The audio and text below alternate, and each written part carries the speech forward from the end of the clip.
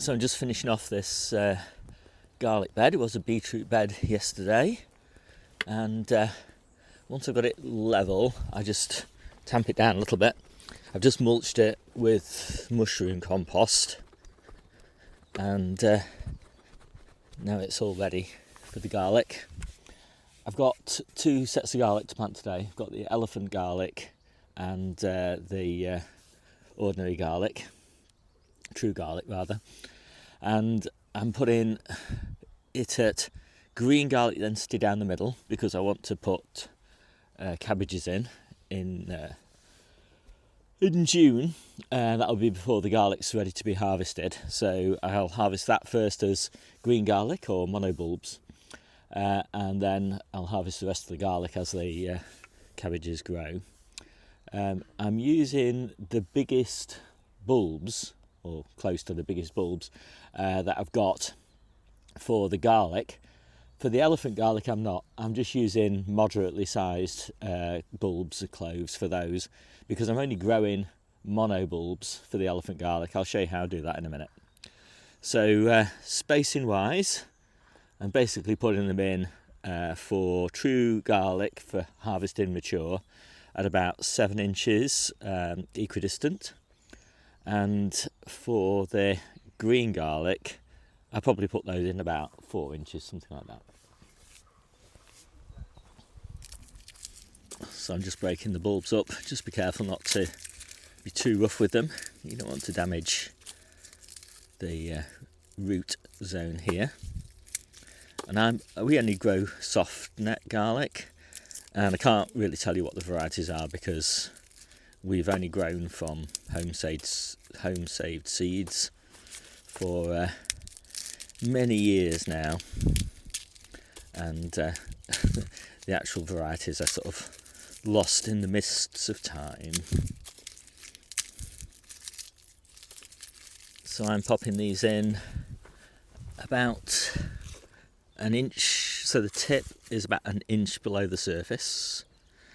I don't worry overly much about exact depth.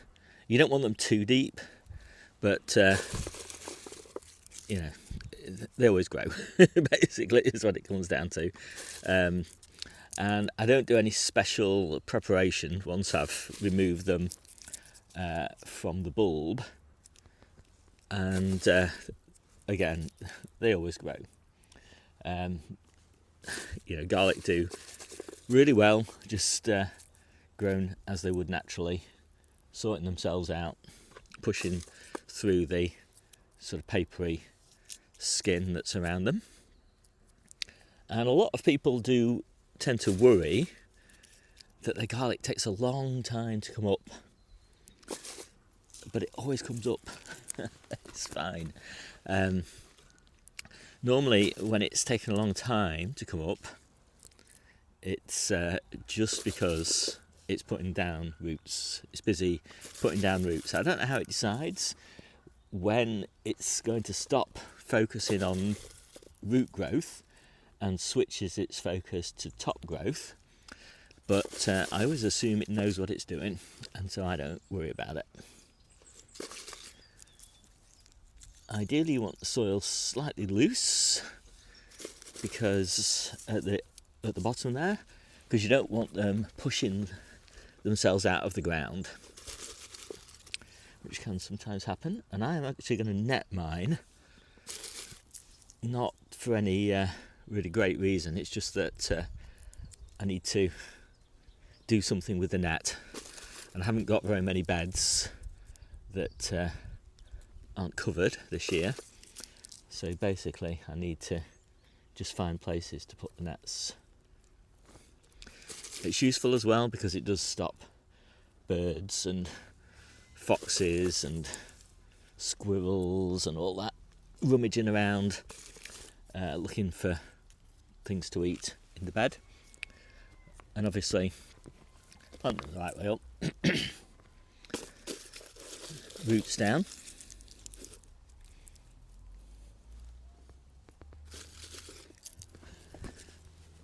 So garlic's quite a low value crop, so you need to make sure or certainly I need to make sure that I'm making really good use of the bed for the rest of the year when the garlic's not growing.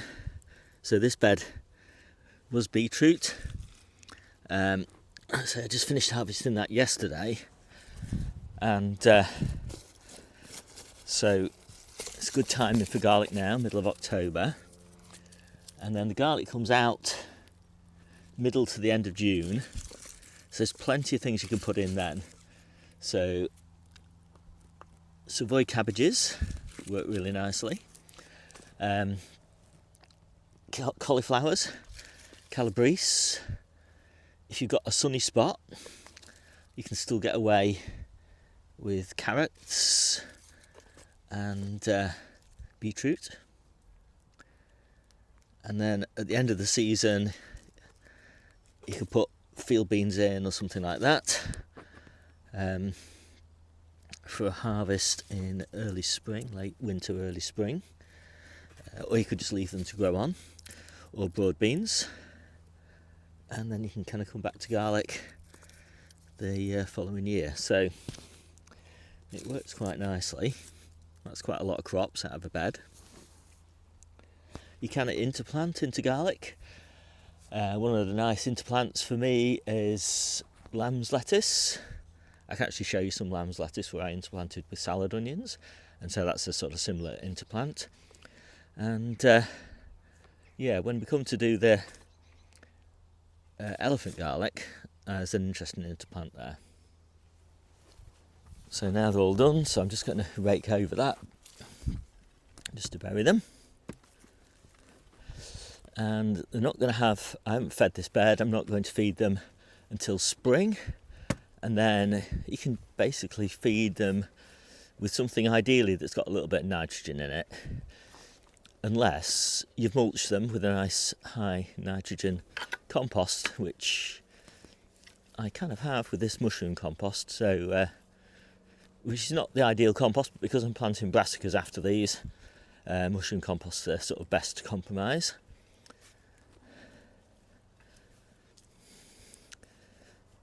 Probably horse manure would have been better if you were just trying to optimise for the garlic.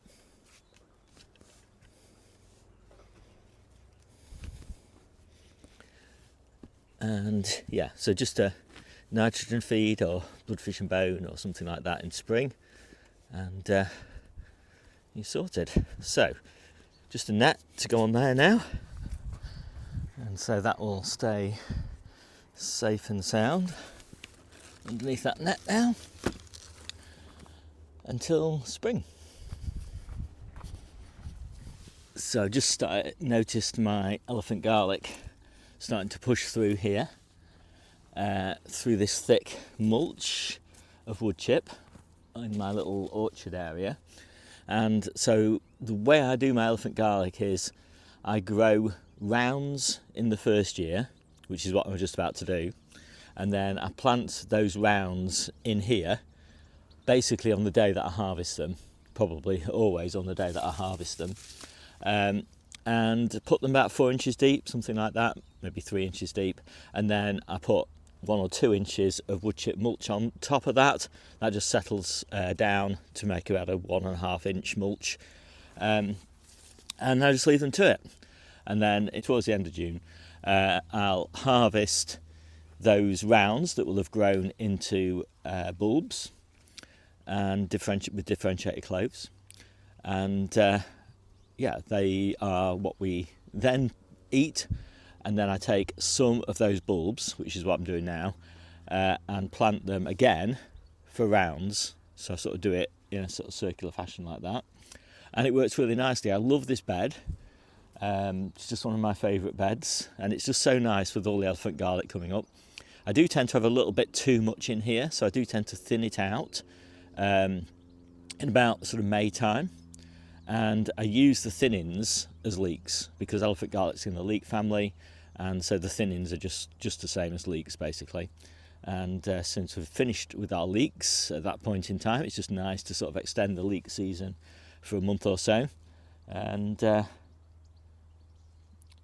I love it. Anyway, let's get on with planting this elephant garlic. So I often interplant my elephant garlic into lettuce beds at this time of year, but this year I'm going to put it into this carrot bed. And so I've got all the carrot rows marked. The carrots are not up yet, so I'm just going to pop them in between the rows of carrots, and obviously they won't interfere with each other. Should work out quite nicely because the carrots are going to be tiny until about March time, by which time the elephant garlic is going to be up here, so the growing carrots won't interfere with the elephant garlic at all. The elephant garlic's nice, moderately shallow rooted, and of course the carrots are really deep rooted, and the carrots are for a harvest in May and June. And so basically towards the end of June, when the last of the carrots are being harvested, I'll also be taking the elephant garlic out and getting the bed replanted. So the whole sort of system should, in theory, work pretty well. So normally do it with lettuces, but should work just the same. You could also do an interplant with salad onions at this time of year. And so your salad onions are coming out sort of March, April sort of time, giving plenty of time for the elephant garlic to grow on to maturity. I'm not worried about competition because I'm just growing rounds. I don't want those rounds to differentiate into cloves.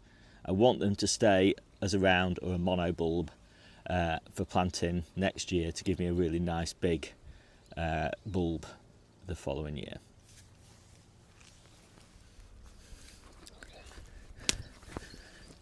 So I'm putting these bulbs in reasonably deep. I think I've dipped the holes about 4 inches deep, something like that. But they're not. I haven't put them in ridiculously deep because, again, as I say, I'm only growing monobulbs here. I'm not going for maximum size. I'm going for, moderate size, and I've got slightly more space here than I need, so I'm just going to fill in the gaps at the end there with ordinary garlic, and obviously I've dipped the holes too deep, so I will need to fix that in a minute.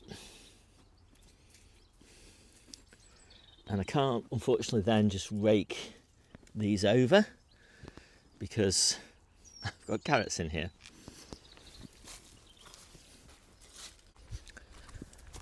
So I've made this job much more difficult for myself because of the carrots, but I don't think this really counts as difficult. It's just slightly more time consuming. Hopefully the carrots will be up next week and I won't have disturbed them. And again, I've got a bed that's very, very tempting to critters to dig around in, so I'm going to close that cold frame top. And some people might be thinking, well, will the cold frame top make this bed too warm for the garlic to differentiate into cloves? And the answer is no, really. Cold frame tops have basically no effect on nighttime temperatures. They only raise daytime temperatures, but then again, I'm growing monobulbs here. I don't want them to differentiate anyway, so even if that was an issue, which it isn't, it's not a problem. So if you want to know more about the way that I garden, I do recommend you subscribe to my free newsletter. There's a link down below in the description, or you can find it just at steverichards.substack.com. It's got all the nitty-gritty details, what I'm sowing, what I'm pricking out, what I'm planting, what I'm putting on even, what I'm planting, and what I'm harvesting, and all of the problems I'm having, and what I'm doing about it. And more importantly, I always think I try and explain why I'm doing what I'm doing, at the time of year that I'm doing it, the types of planting environments I'm using, how I'm interplanting, how I'm succession planting, how I'm relay planting, all these sort of techniques. So yeah, do take a look at that newsletter if you're interested, and I will link below my guide to growing garlic and elephant garlic, lots more videos and things in there. My name's Steve, this is the Outgrow channel. I'll see you soon.